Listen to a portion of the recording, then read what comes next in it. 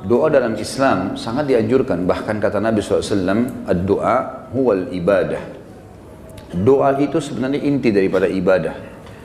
Sebagian ulama mengatakan, kalau diitlakkan doa, maka berarti semua aktivitas ibadah masuk di dalamnya.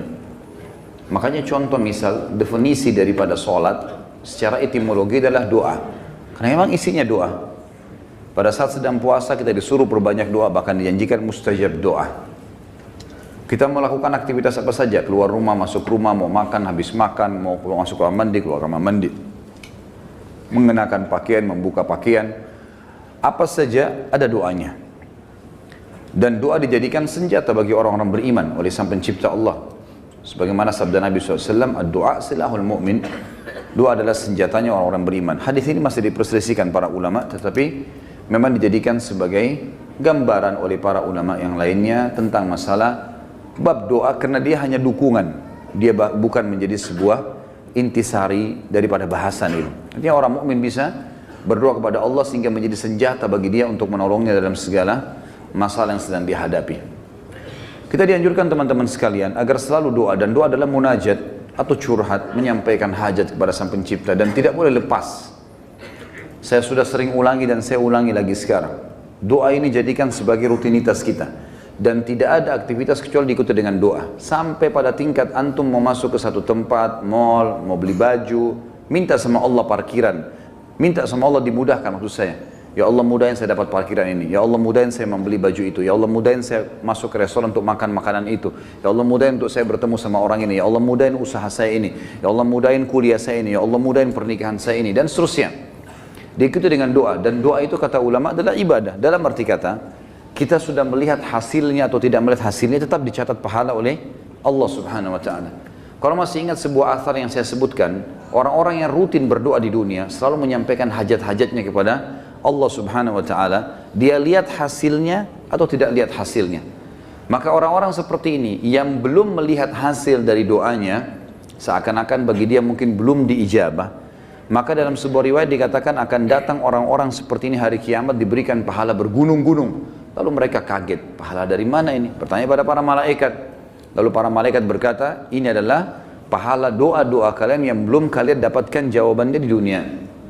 Maka pada saat itu mereka semua berharap kalau semua doanya selama di dunia tidak diberikan di dunia, tapi diberikan di akhirat, karena besarnya pahala yang didapatkan. Kita dianjurkan untuk membaca doa-doa positif, dan selalu kita berpikir positif juga pada Allah, itu bersangka baik.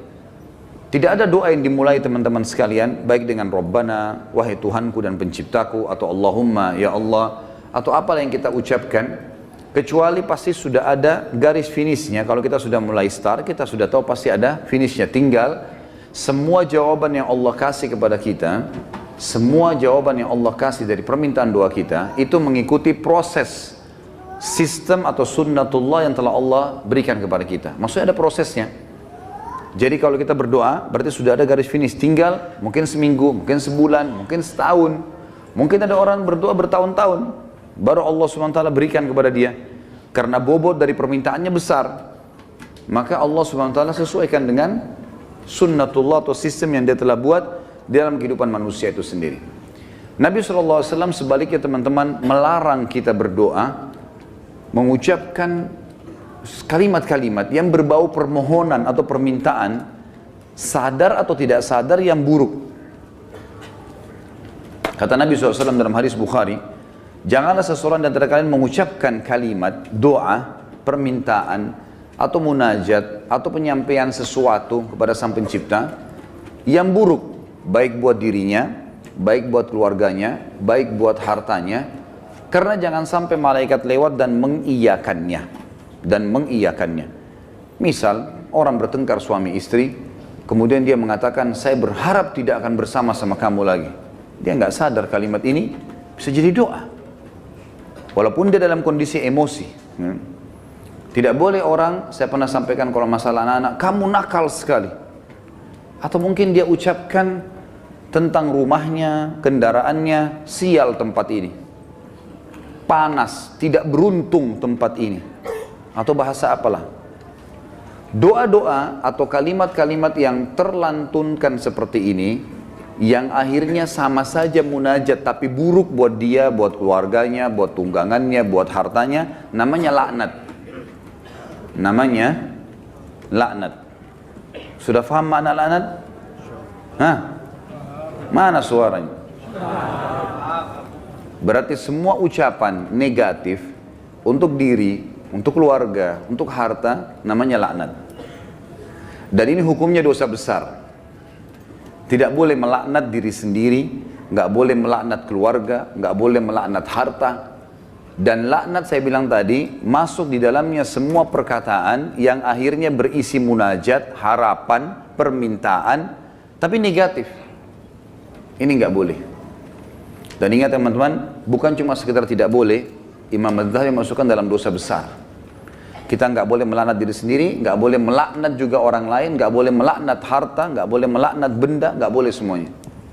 Dan kita akan baca nanti ada hadis, ada seekor unta yang dilaknat oleh pemiliknya, maka Nabi SAW suruh penduduk Madinah Muslimin meninggalkan unta itu.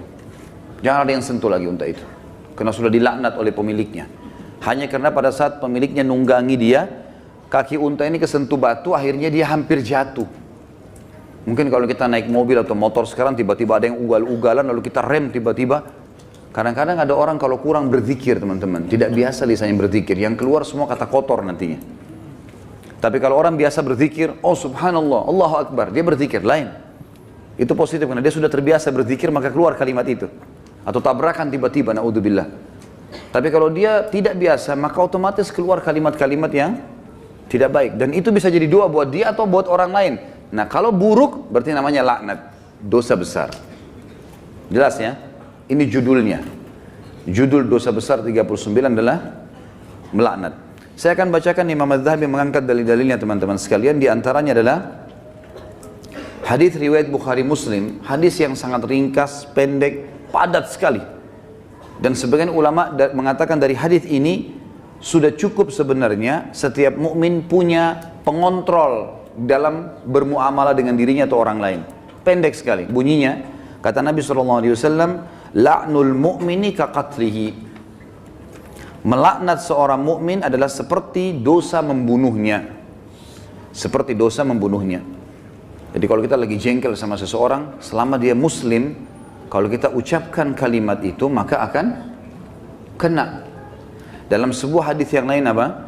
Kalau seandainya ada orang melaknat orang lain, maka laknat itu akan naik ke langit. Kemudian tidak diterima di langit.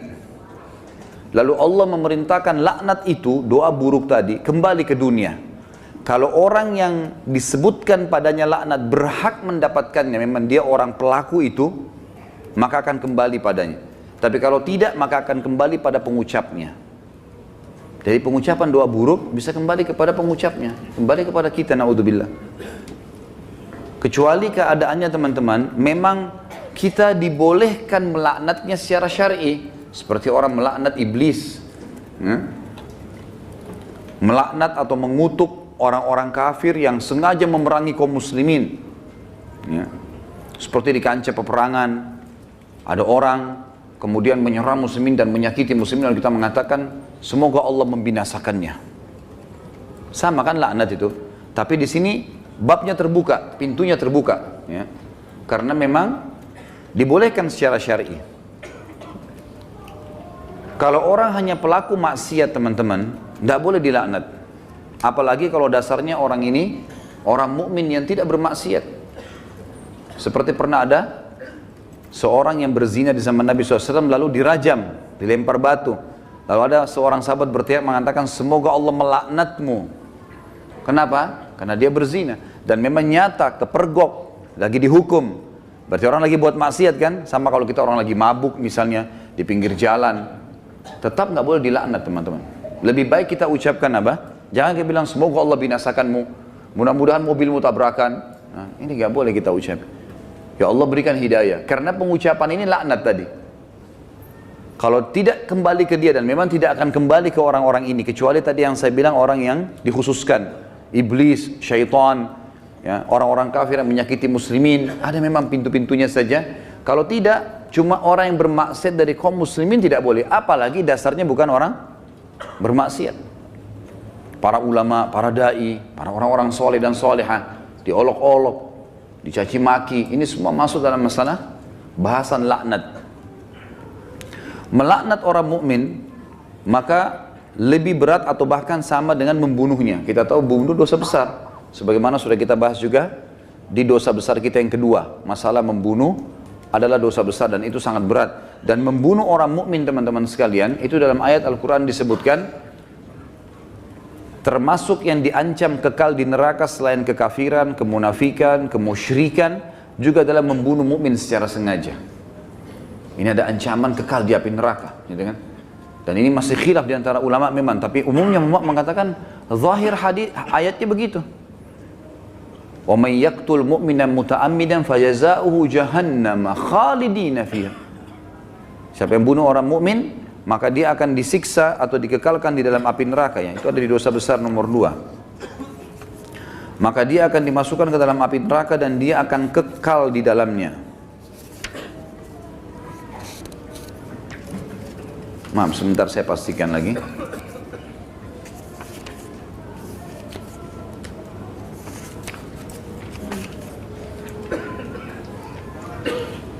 Iya. Ayatnya dalam surah An-Nisa ayat 93, A'udzubillahi minasyaitonirrajim, wa may yaqtul mu'mina muta'ammidan fajazaohu jahannamu khalidan fiha wa ghadiballahu 'alaihi wa la'anahu wa 'adda lahu 'adzaban 'azima. Dan saya beristighfar tadi karena saya salah dalam membaca ayat, tapi ini ayat yang benar, An-Nisa 93, yang artinya barang siapa yang membunuh seorang mukmin dengan sengaja, maka balasannya neraka jahanam dan dia kekal di dalamnya. Dan Allah murka kepadanya dan melaknatnya serta menyediakan azab yang besar baginya. Ya. Sementara melaknat orang mukmin sama dengan membunuhnya. Hadis yang kedua, tadi hadis Bukhari Muslim, hadis yang kedua riwayat Imam Bukhari dan juga Imam Muslim menyebutkannya. Kata baginda Nabi SAW, sibabul muslimi fusuqun wa qitaluhu kufur. Mencaci maki seorang muslim adalah suatu kefasikan dan membunuhnya adalah suatu kekafiran. Di sini kalimat mencaci maki seorang muslim adalah sebuah kefasikan. Maksudnya adalah caci maki masuk dalam laknat. Caci maki masuk dalam laknat. Misal seseorang punya pegawai, lalu dia mengatakan kamu bodoh. Kalimat bodoh ini, walaupun dia lagi salah, bukan itu. Itu sama doa buruk kan? Laknat. Maka bisa kembali ke dia, bisa kembali ke dia. Tapi pengucapnya walaupun orang itu layak mendapatkan kalimat bodoh, kembali ke dia kalimat itu, tapi laknat ini bisa kembali menjadi dosa besar bagi pengucapnya. Dan lebih baik jangan diucapkan. Lebih baik jangan diucapkan. Beda kalau kita menghardik perilaku. Misal gini, ada orang melakukan perbuatan yang ngawur dia melakukan perbuatan yang orang tidak lakukan. Misal mobil lagi sangat kencang, kemudian dia tiba-tiba berjalan di tengah jalan, seperti menunjukkan sebuah atraksi atau kehebatan gitu kan. Lalu kita mengatakan perilakunya orang ini gila. Perilaku, perbuatannya itu berbeda. Yang dimaksud dalam sini adalah masuk kepada individunya. Karena perilakunya memang betul salah, gitu kan? Perilakunya salah. Kalau kamu terus melakukan perbuatan ini, seorang guru bilang sama muridnya, kamu bisa menjadi orang bodoh. Gak masuk dalam laknat itu. Karena yang sedang dibahas apanya? Perilakunya. Perilaku beda, gitu kan? Kalau kamu terus saja seperti ini, telat datang di kantor, tidak mengerjakan pekerjaan, kamu tidak akan berprestasi. Kata-kata tidak berprestasi, buruk atau tidak? Buruk. Masuk semua dalam globalnya makna laknat, tapi tidak masuk di sini karena dia sedang menilai perbuatan memang yang sedang salah. Beda, gitu kan? Seseorang membersihkan rumah atau masjid masih kotor. Ini kenapa dibiarkan kotor? Kalau begini nanti orang akan menilai kamu buruk. Menilai perbuatanmu buruk. Bukan laknat itu. Jelas ya? Jadi yang kita maksud di sini adalah individunya. Mencaci maki di sini masuk di dalamnya adalah kefasikan dan membunuhnya adalah sebuah kekafiran. Kemudian dalam hadis Muslim dari Rasulullah SAW bahwasanya beliau bersabda di dalam hadis yang diriwayatkan Imam Muslim juga, la yakunu la'anu syufa'a wala syuhada yaumal qiyamah. Orang-orang yang gemar melaknat, lidahnya suka mengucapkan kata-kata buruk. Termasuk yang teman-teman ya, saya sering dengar orang bercanda sama temannya, ucapkan nama binatang. Ya. panggil nama binatang, panggil kata-kata buruk, ya. Kadang-kadang kalau ditanya apa itu, oh itu artinya ini, oh itu arti buruk semua. Walaupun dia cuma bercanda sama temannya. Di sini dikatakan orang yang suka melaknat, lisannya suka diucapkan kata-kata negatif begini untuk dirinya, untuk orang lain, untuk kendaraan, untuk tunggangan, harta dan seterusnya, tidak akan bisa memberi syafaat. Dan syafaat adalah pertolongan. Saya pernah tekankan teman-teman, syafaat itu akan didapatkan bagi kalau manusia biasa kayak kita, kalau timbangan amal kita sudah lolos. Kalau kita sudah ditimbang amal baik, amal buruk, lalu amal baik kita lebih banyak, maka kita akan bisa memberikan syafaat orang lain. Sebagian ulama mengatakan sesuai dengan kadar lebihnya pahalanya dia. Misal pahalanya 10.000, dosanya 100, maka lebihnya, selisihnya dia bisa membantu orang sejumlah itu, tapi bukan diambil pahala dia, cuman kadarnya saja. Ini ulama ambil daripada hadis Nabi SAW yang berbunyi, sesungguhnya akan ada dari umatku yang bisa memberikan syafaat sejumlah suku Mudar. Suku Mudar adalah suku Arab yang sangat banyak jumlahnya, gitu kan. Ada orang kena banyak sekali amal solehnya, dosanya sedikit, dia lolos, kemudian dia bisa memberikan pertolongan sampai satu suku, gitu kan. Lalu lanjutan hadis kata Nabi SAW, dan ada juga di antara umatku yang akan saking besarnya dosa yang dia lakukan, yang akan membesar di neraka sampai dia sendiri menjadi salah satu sudut neraka itu. Tapi saksi bahasan kita potongan pertamanya. Orang yang suka melaknat teman-teman tidak boleh memberi syafaat. Sebagian ulama mengatakan syafaat di sini masuk dunia dan akhirat. Artinya kalau ada orang mau merekomendasikan orang lain, tidak layak dia bisa memberikan rekomendasi kalau dia sendiri suka melaknat, suka menghardik, suka mencaci maki, suka menyalahkan, ya, mendoakan yang buruk. Dan juga dia tidak akan menjadi saksi untuk umat-umat yang lain yang disampaikan risalah pada mereka pada hari kiamat. Karena nanti kita akan menjadi saksi hari kiamat. Nanti dalam sebuah hadis dikatakan Nuh alaihissalam didatangkan oleh Allah di mahsyar bersama dengan kaumnya. Lalu Allah tanya, hai Nuh, kau sudah sampaikan belum apa yang saya perintahkan? Kata Nuh, sudah ya Allah. Tanya kaumnya, apakah Nuh sudah dakwakan kalian? Enggak pernah Nuh datang kepada kami. Lalu kata Allah SWT kepada Nuh, siapa saksimu Nuh? Dia bilang Muhammad dan ke umatnya. Dipanggillah Nabi Muhammad SAW dengan kita semua memberikan syafaat. Ya, kita memberikan kesaksian, bahwasanya betul Nabi Nuh sudah menyampaikan dan kami terima dalam Al-Quran dari surah Nuh engkau turunkan ya Allah, jumlahnya sekian ayat, lalu ayat-ayatnya ditilawakan sehingga kaum Nuh tidak bisa membantah. Karena apa yang mereka lakukan Allah sudah sampaikan dalam Al-Quran. Nah, orang yang suka melaknat tidak bisa ikut-ikutan memberikan kesaksian. Tentu ini sebuah kebanggaan pada hari kiamat, ya. Karena kita bisa jelas, oh ini umat Muhammad, umat yang terbaik, karena kita umat terbaik. Sebagaimana sabda Nabi SAW dalam sebuah hadis yang sahih yang lain, tidak ada satupun umat sebelum kalian kecuali berharap menjadi kalian, gitu kan? Karena besarnya fadilah kita sebagai umat Nabi Muhammad SAW. Nabi SAW juga mengingatkan agar setiap muslim tidak boleh memilih teman yang suka melaknat atau lisannya suka mengucapkan kata-kata yang tidak baik. Nah, itu disebutkan di dalam riwayat Imam Muslim. Kata Nabi SAW, la yambagi li sadiqin an yakuna la'anan. Tidaklah patut bagi seorang teman menjadi seorang tukang laknat atau suka melaknat. Kita sudah tahu kalau kita ketemu kemudian dia suka mencaci maki atau ucapkan kalimat buruk buat dirinya kah, buat orang lain kah, gitu kan? Itu semua buruk. Ya, ini buruk teman-teman sekalian. Sama dengan yang saya lihat orang sering sebut di Jakarta lata, sembarangan ucap-ucapan. Dan ini saya, Allahu a'lam, saya pribadi melihat, mungkin saya salah ya, tapi saya melihat ini mungkin karena dibiasakan saja. Dianggap bahan bercandaan awalnya, lama-lama jadi kebiasaan dia. Lama-lama, karena ini kalau kita tanyakan di teman-teman medis mungkin tidak ada penyebabnya ini. Bukan orang yang gila. Jadi dia cuma karena menganggap lucu, dia anggap juga orang-orang anggap dia jadi lucu, jadi ngucapin kata-kata yang tidak baik. Ini juga masuk. Kalimat-kalimat buruknya bisa jadi laknat karena orang yang tidak dihitung, tidak dihisab oleh Allah, hanya anak kecil sebelum balik, orang gila sampai sadar, gitu kan? Dan juga orang tidur sampai dia bangun. Selain daripada ini akan dihisab oleh Allah Subhanahu wa taala. Orang mukmin secara umum yang dihasankan hadisnya oleh Imam Tirmidzi, dilarang juga menjadi orang yang suka melaknat, menyalah-nyalahkan, berkata-kata buruk, menyakiti orang lain, sebagaimana sabda beliau sallallahu alaihi wasallam, laisal mu'minu bit-ta'an walal la'an walal fahish walal badhi. Bukanlah seorang mukmin yang sejati Orang yang suka mencelah, yang gemar melaknat, yang suka berbuat keji, dan suka berkata kotor atau menyakiti orang lain. Itu orang mukmin tidak usah. Bahkan saya sudah pernah ajarkan teman-teman, kalau kita diajak ribut, diajak bertengkar, wa idza khatabahumul jahiluna qalu salama. Kamu begini, kamu begitu. Sudahlah, tinggalkan saja. Enggak usah ikut-ikutan. Karena dua orang yang bertengkar, dua-duanya jadi jelek mukanya. Kenapa antum mau ikut-ikutan jadi jelek seperti dia? Karena kita manusia, ada emosi. Kalau lagi bertengkar dengan orang, enggak usah baca WA-nya, enggak usah baca SMS-nya. Enggak usah dilihat. Baca Al-Quran, berzikir kepada Allah, doain supaya dapat hidayah.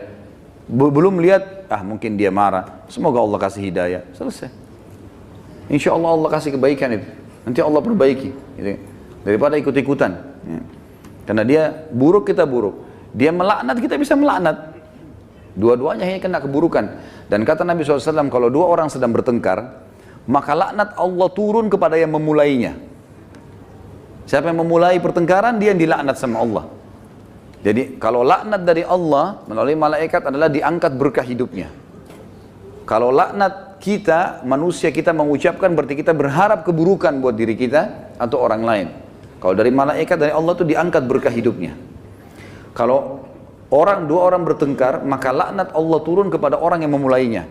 Dan yang tidak membalasnya terus didoakan malaikat agar dapat rahmat dan pengampunan.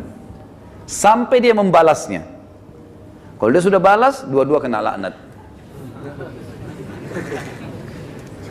Jadi tinggalkan saja. Kamu begini, kamu begitu ya, ngomong aja, kita jalan saja. Baik dia yang ngomong.